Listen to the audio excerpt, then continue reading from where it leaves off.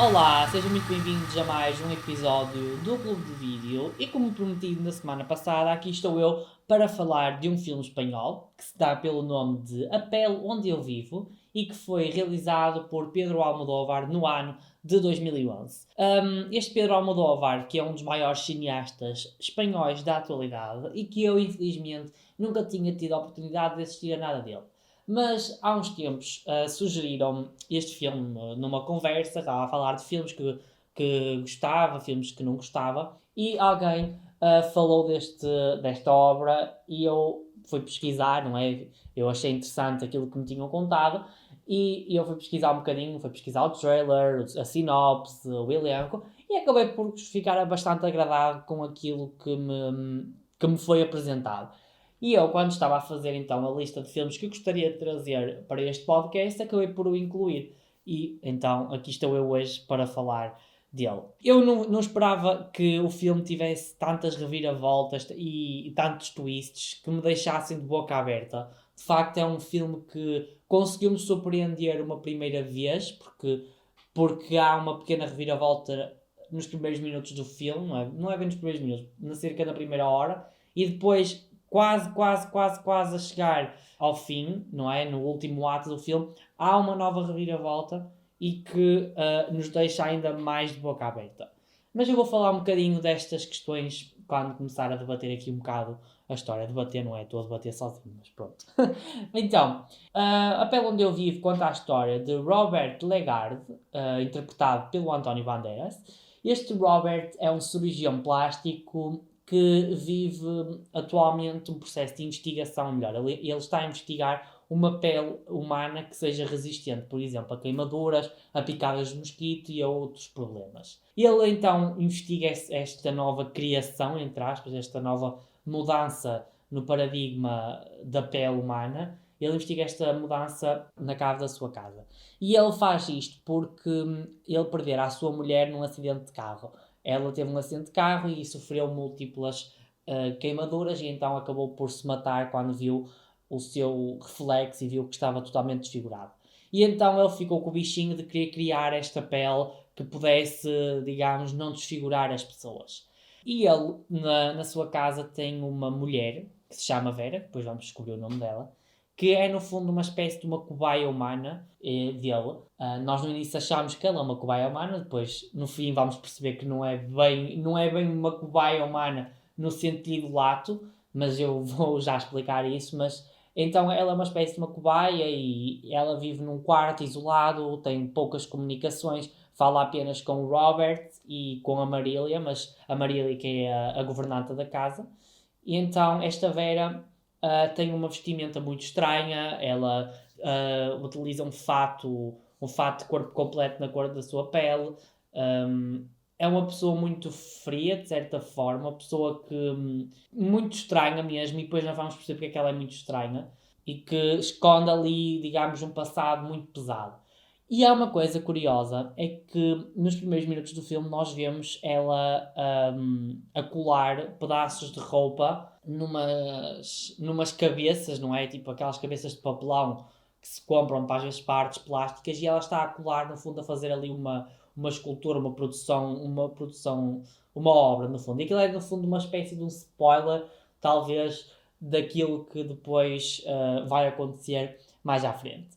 Eu já referi a Marília. A Marília é então a governanta da casa, interpretada pela Marisa Paredes. Esta personagem é muito, muito misteriosa também, entra muito nessa onda. Ela tem assim, digamos, ela gosta muito do Robert, o seu patrão, e depois vamos perceber porquê, porque ela esconde um segredo por trás disso. E então, e ela tem no fundo uma espécie de um ódio para com esta Vera, diz que ela é muito semelhante à ex-mulher do Robert. A cerca de meio do filme, então, e é sobre a Marília, por isso estamos a falar dela, por isso que eu já estou a passar para meio do filme, aparece uma personagem chamada Zeca, interpretada pelo ator Roberto Alamo. Esta personagem está vestida como um tigre, nós percebemos que ele anda a fugir de qualquer coisa, de que cometeu algum crime, e ele repara, nessa altura, que há umas câmaras de vigilância que estão a vigiar então a Vera. E então ele prende a mãe, porque ele é filho da Marília, ele prende a mãe, rapta, encontra a chave e acaba então por ir ao quarto da Vera e tentar violá-la. Tentar violá-la não, ele chega mesmo a violá-la.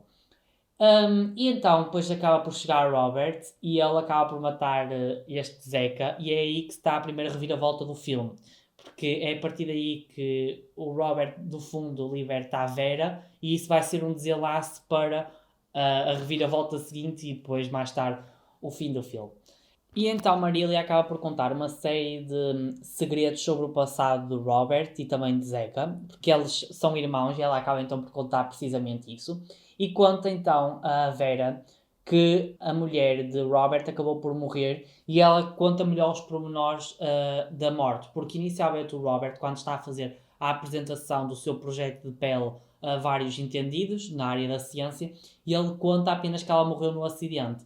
Mas Marília acaba por contar a versão, e eu suponho que seja a verdadeira, não é? Porque depois até mesmo a realização do filme mostra mesmo a cena do carro a arder. Pronto, ela conta então que a ex-mulher dele morreu não morreu nesse acidente, mas ele não conseguiu salvá-la a tempo. Ou seja, conseguiu salvá-la mesmo no último sopro da vida. E então Robert levou para casa a sua mulher, cuidou dela, mas certo dia a filha deles os dois, do Robert e da sua mulher, estava a brincar no pátio, num jardim, assim, e ela começa então a cantar uma canção. E a mãe, emocionada por ouvir novamente a voz da filha, vai até à janela e caminha, caminha, caminha, e abre a janela e vê então a filha. De repente ela vira-se e repara no seu reflexo, e é aí que se mata por não suportar então a dor de estar desfigurada, e como eu já tinha dito anteriormente. Ela depois, Maria, acaba por revelar então que Zeca e Robert são de facto irmãos, e é por isso que, e eles não sabem, mas é por isso que existe ali um confronto entre ambos, e porque Zeca também tentou fugir a primeira vez com a mulher de Robert, e depois é por isso que se entende que ele queira violar a Vera e queira ter uma relação com ela, e desesperadamente, e acaba por ser um bocadinho estranho. Esta parte do filme é um bocadinho estranha, porque acontece muita coisa, é dada ali muita informação, que depois acaba por dar um bocadinho de sentido ao filme. Mas pronto, então a Vera e Robert entram ali num processo de paz, digamos. Eles então, o Robert liberta a Vera e ele dorme com ela. E é então aí que surge um sonho. E eu pessoalmente não gostei muito desta opção de terem revelado as coisas através de um sonho. Acho que fica uma coisa muito telenovelesca, podemos dizer assim, uma coisa muito que não parece muito inspirada, muito trabalhada, muito pensada. Eu acho que revelar as coisas através, não é, de pensamentos, de flashbacks, é sempre uma coisa tão atenção, eu gosto que haja flashbacks até para não é, eu gosto que haja, não é bem flashbacks, mas eu gosto que haja tipo imagens a revelar o que é que aconteceu. Mas esta maneira de um sonho parece uma coisa muito telenovelesca, muito fraquinha, muito pouco sem criatividade. Eu acho que é talvez a coisa que eu menos gostei neste filme. Mas continuando, nesse sonho, que é compartilhado por Robert e por Vera, é contado um episódio em que Robert vai a um casamento de um amigo, e ele leva a sua filha, a Norma. Eu suponho que nessa altura a mulher dele já morreu, porque não há referência qualquer alguma à mulher, e a filha já é mais velha, portanto sim, provavelmente a mulher nessa altura já tinha morrido.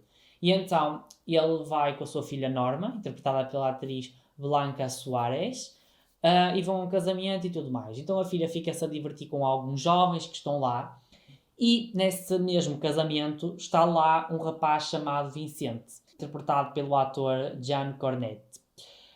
Este Vicente, nós também é um bocadinho mostrado um bocadinho da sua vida antes do casamento. Percebemos que ele não é uma pessoa que esteja mentalmente equilibrada, e mesmo a Norma não está.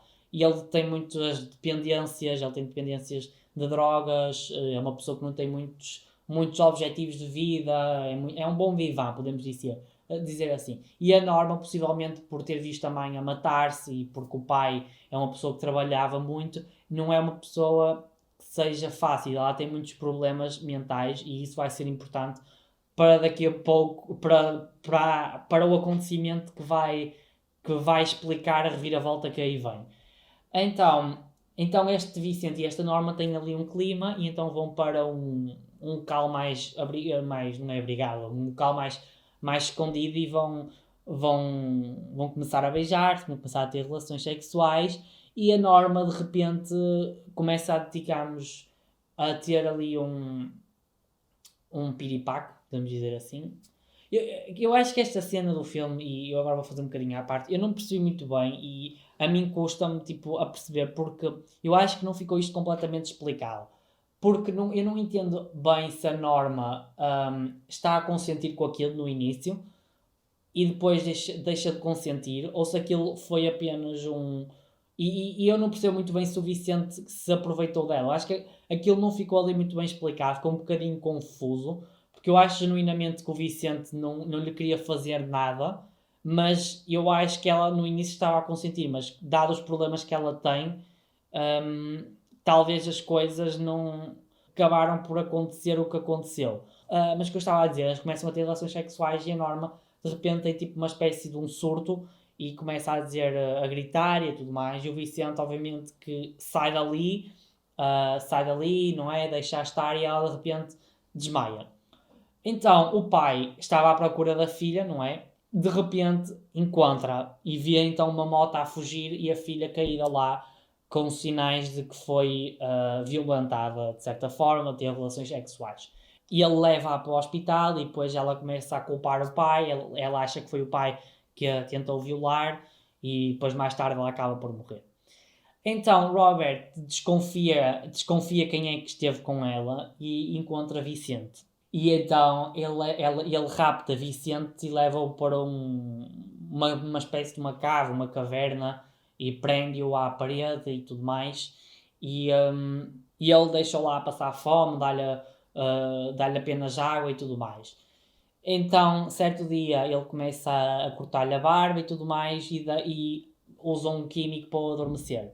E é a partir de agora que este filme vai entrar digamos, num show de horrores, porque Robert vai fazer uma vaginoplastia ao Vicente e acaba então por forçosamente o tornar uma mulher e vai prendê-lo na sua casa. E é então é aí que é revelado que Vicente é na verdade Vera, ou melhor, a Vera é na verdade Vicente. Ele vai ficar lá cerca de 6 anos, sim, é indicado 6 anos. O filme passa-se no ano 2012. O filme é de 2011, mas passa-se no ano 2012. E o Robert vai obrigar a Vera, por exemplo, vai não só lhe fazer uma vaginoplastia, vai, não é, fazer o processo de mudança de sexo e vai, por exemplo, obrigar a tudo e mais alguma coisa até ao dia de hoje. Nós acabamos então por perceber que a Vera, neste caso Vicente, não é uma pessoa que aceitou aquilo, não é? Aquilo claramente foi uma coisa forçada. Há uma cena em que ele mostra ele a escrever uma data. E eu estou a referir a ele porque eu acho que é assim, obviamente que não foi uma coisa que ele aceitou e portanto ele no fundo não é uma mulher. Eu acho que ele se sente homem, não é? Eu acho que o ponto do filme não é estas questões da transexualidade. A questão do filme é outra e que não, é outra mais metafórica e que também diz respeito às questões do género, mas que eu já mais à frente vou explicar. Então, há uma cena muito curiosa que é ele a pintar, e é por isso que eu digo, eu falo dele, porque há uma cena em que ele começa a escrever liberdade e os dias em que está lá preso, que revela precisamente que não é uma coisa que ele aceitou e não aceita, ele vai fingir e tudo mais.